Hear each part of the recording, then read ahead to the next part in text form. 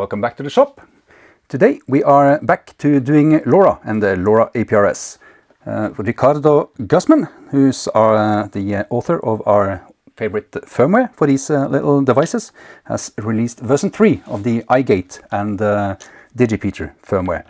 And it's supposed to have at least one very interesting feature, which is less power usage. So we will install the firmware on the unit, and we'll do some power measurements with the Nordic Semiconductor Power Profiler Kit number 2. And we'll see what sort of difference the new firmware makes. So let's get right to it. As always, installing firmware on these things are really simple. Just plug them into USB, and the computer should recognize them as a serial device, I think it's called. And you will, I normally just search for Guzman firmware, and you will find this. I'll also leave a link in the video description. And let's see, here we will find the board. You need to decide which board you have. I have the LoRa 32 from Liligo, so that is the default board here. And of course we want the newest firmware version, which is 3.0, and we want to do a flash and or factory reset. So basically just click flash firmware, we select COM6 and connect. That should be it. And we choose to install, raise device, next, and install. This is going to take maybe a few minutes, so I'll fast forward over this part, and I'll meet you on the other side.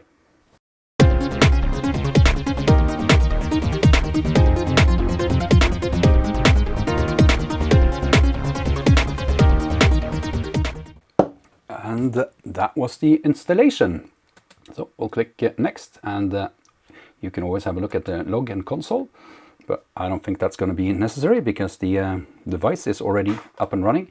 It's setting up, as you probably know if you've seen this before, it's setting up an access point that you can connect to. So the next step in this process will be disconnecting from whatever wireless network you're on and connecting to the No-Call 10 AP wireless network. And once that is done, we will enter the IP of 192.168.4.1 into a web browser, or something at least resembling a web browser. I think it's an advantage to use Chrome, both for the flashing and for the configuring. I will go through all the configuration options. If you know this already, I'll leave a timestamp on screen that you can jump to, and we'll talk about the new cool power saving features. So if you haven't done this before, you're welcome to stay and watch. If not, just please jump to the time that's on screen now.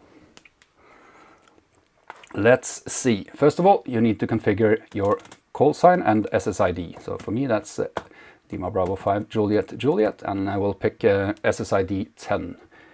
The beacon comment that is included every time the unit sends a beacon with its position, I will leave that as LoRa APRS.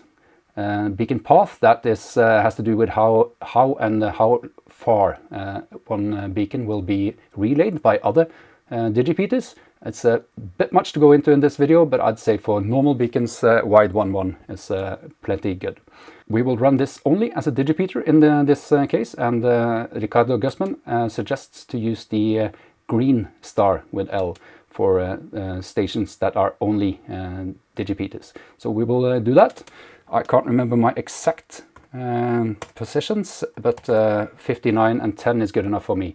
If you set this up, please use, for example, Google Maps. You can just find your location, right click, and it's going to tell you the exact positions. So please take the time to find that if you're setting this up for real. The personal note, that's just something that stays within the configuration. That's never sent over RF or over the internet system.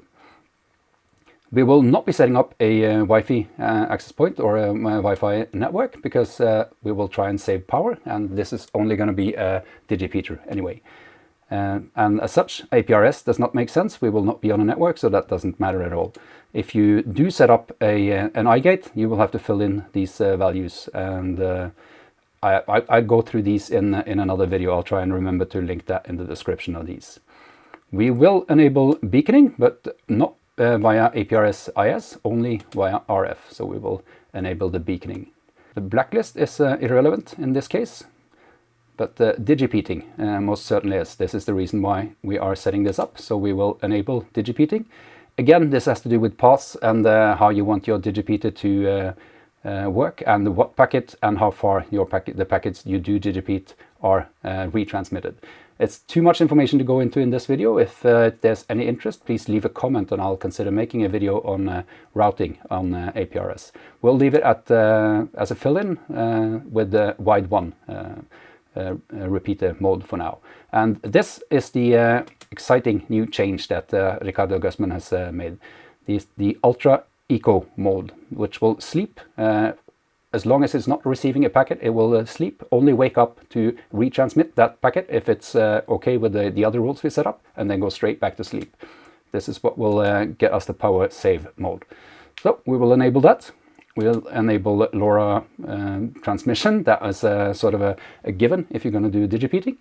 The rest of the values here should be fine for at least for Europe and for pretty much a lot of the rest of the world. Maybe not the US and not Poland and not the UK, I think, but you'll have to look up frequencies, spreading factors, and bandwidth coding rates for your country if you live in the UK or in Poland.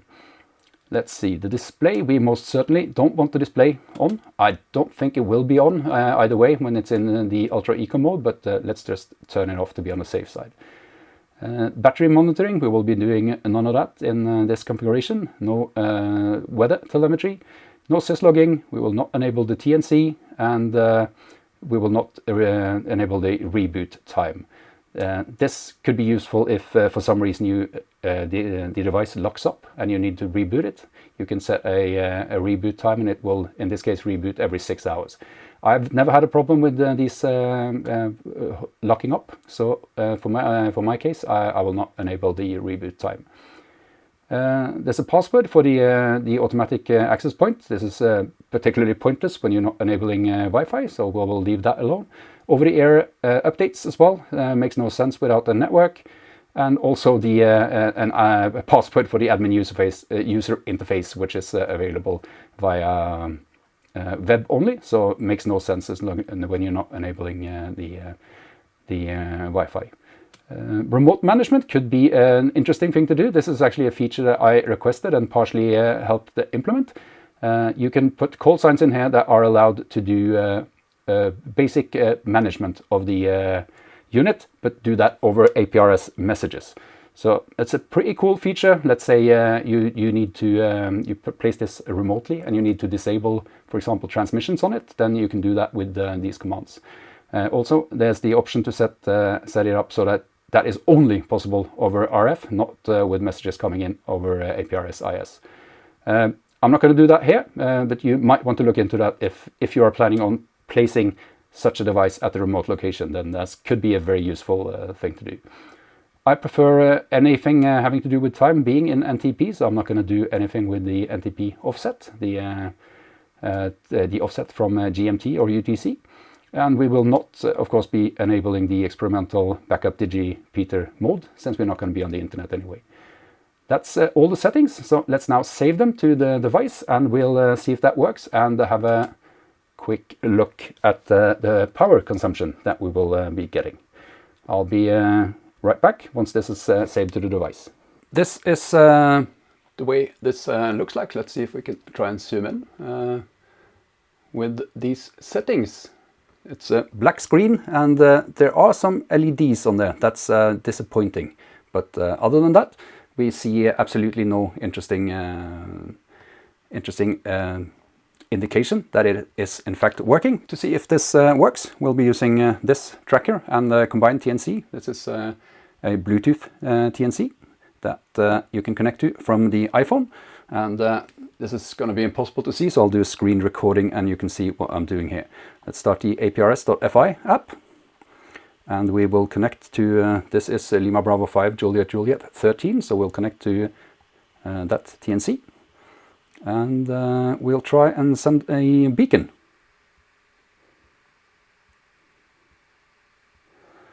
There, we've sent the beacon, and in about 10-12 seconds time. Let's see if we can get a response back. Yep, that's the proof that this little thing is actually doing its job, even though the screen is completely dark. We see that we got that packet that I sent digipeated back from Lima Bravo 5 Juliet Juliet-10.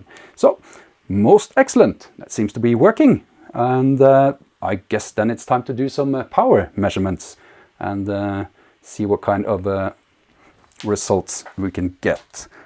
Let's have a look here. We will be using the this is called the Nordic Semiconductors Power Profiler Kit 2. This can deliver up to 1 amp at a configurable voltage, and we'll see. This is powered with the USB